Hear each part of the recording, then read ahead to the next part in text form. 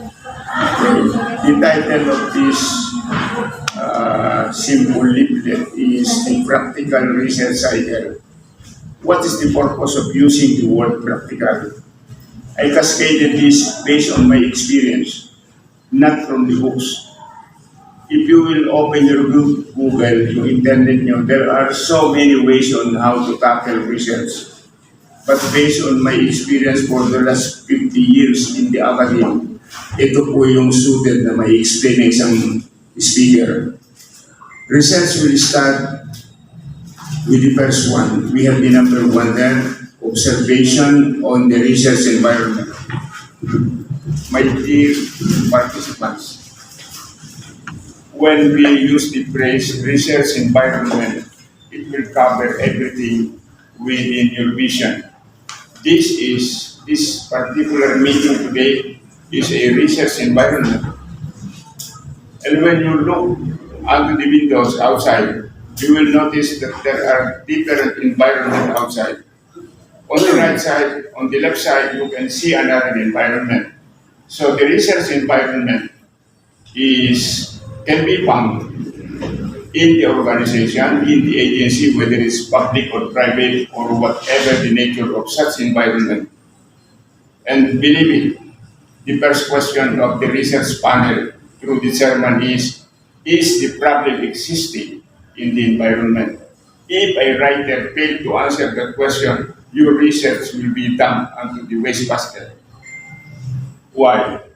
You can even justify that the research that you are presenting today, for example, cannot be seen, observed in the environment. And what is the purpose of having gathered and defend a research which cannot be defended that it is present in the environment? That is the main reason why the chairman or the member of the panel in any master or doctoral program will ask you, is the research problem present in the research environment?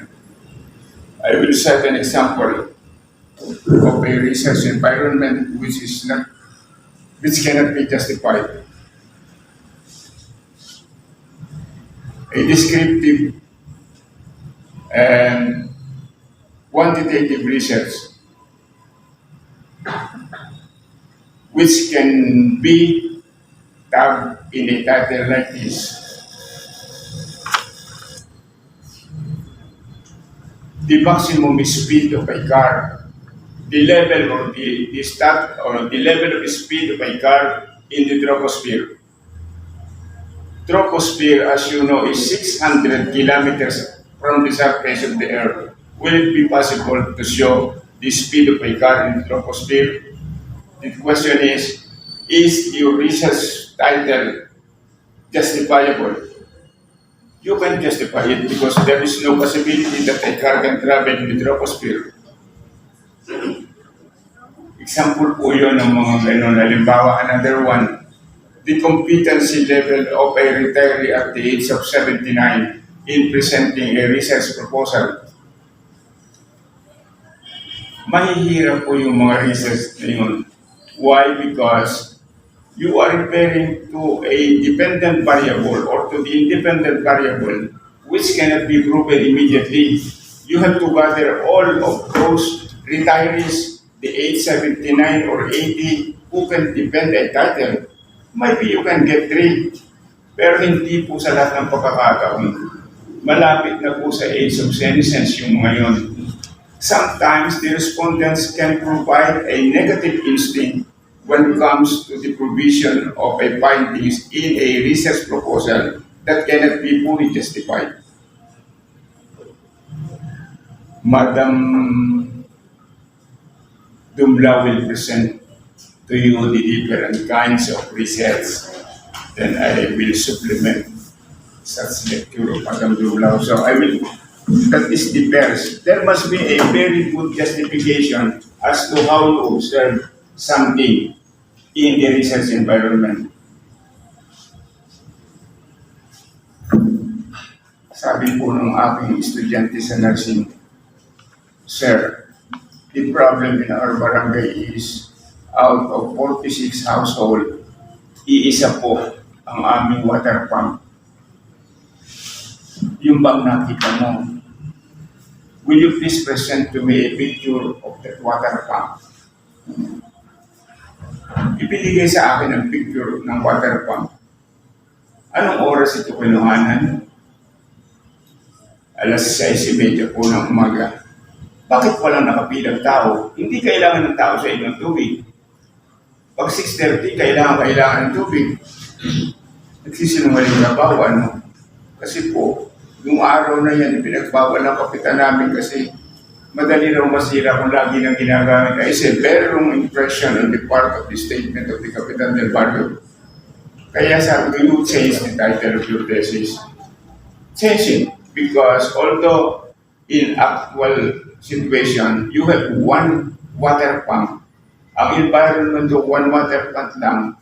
Pero there was no initiative to get it from the mountain. Ganong malayo kayo sa spring? 10 kilometers, sir. Yung bahay namin, sabi ko, 45 kilometers yung barangay namin. Pero with the coordination with the municipal government, nakakuha kami ng tubo from there, tapos nadala namin dito ang tubig. Hindi kami nagtiis sa isang water pump. So, that was a very good problem, but the lady failed to justify it. I scratched it down. Ito po ay sample ng title of this thesis, Observed within the Research Environment. Ito po ang klase ng research ng ating mga bata ngayon. The impact of modular distance learning among the third year and fourth year nursing student of Abra Valley colleges during the outbreak of the COVID-19 pandemic. Nagpintas po yung mga title na na-propose ng mga estudyante natin from the nursing department. The impact of modular distance learning. It is from the research environment where you can deduce a title. And the title must be studied well. And the title of the thesis should not be more than 17 words based on the assessment of Campbell in his book entitled Research Methodology. Of course, there are prohibitions, but there are also leeway. May leeway din po yun. Kung magiging 20 ba, ito po kung bibilangin nyo ito, more than 20. Pero in most cases, as cited, the ideal is 17. That is including the proposition or the articles.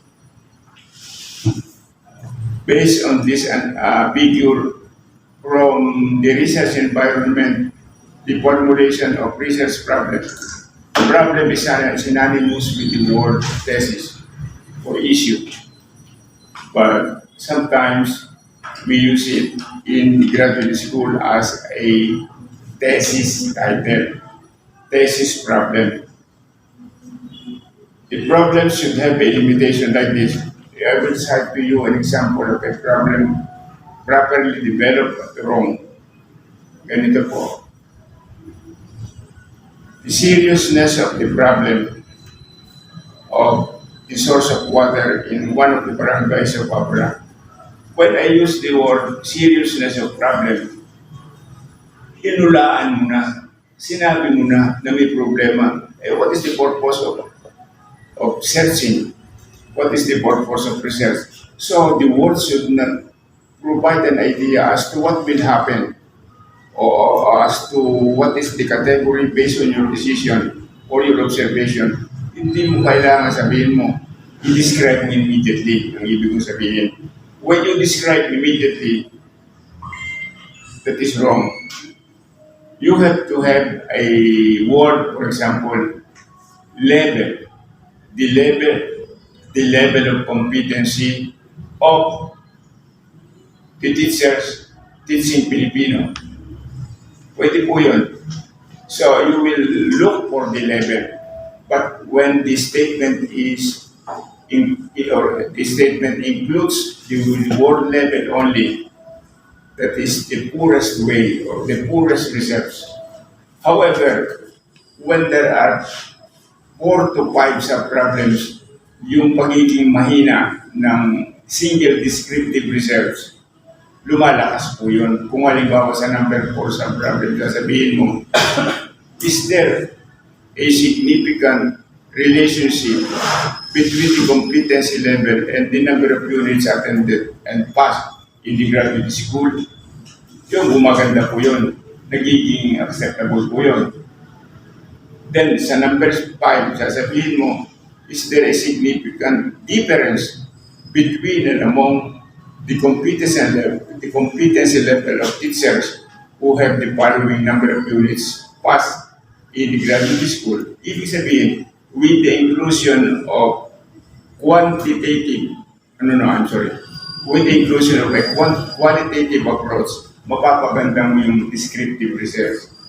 Yung pong research nyo, sir, interpersonal relationship, yung po ang the weakest research na pero nagmamadali tayo nun, we are in a hurry, baka na hindi rin mag-evaluate, kaya may pakita man lang. Pero that was classified as one of the most not acceptable research. The next step here is the actual scanning of the related literature and the related studies related to your proposed title. Bakit po kailangan yun? Sabi po ni Sigmund Freud, man is a pleasure-seeking social being. So there were so many researchers, and today it was considered as saturated researchers. Jobs satisfaction. Napakarami because of the principle of Sigmund Freud. Lumabas po ang mga title ng research. The level of job satisfaction of people in the division office of Ilocos Sur. Kasi nan po ay 6 congressional districts. Ibig sabihin, there were 63 districts. Ang isang district po with an average of 176 teachers. Ang Pangasinan, sobrang dami po ng kanilang district.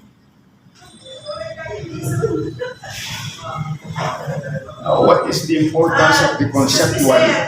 No more colors.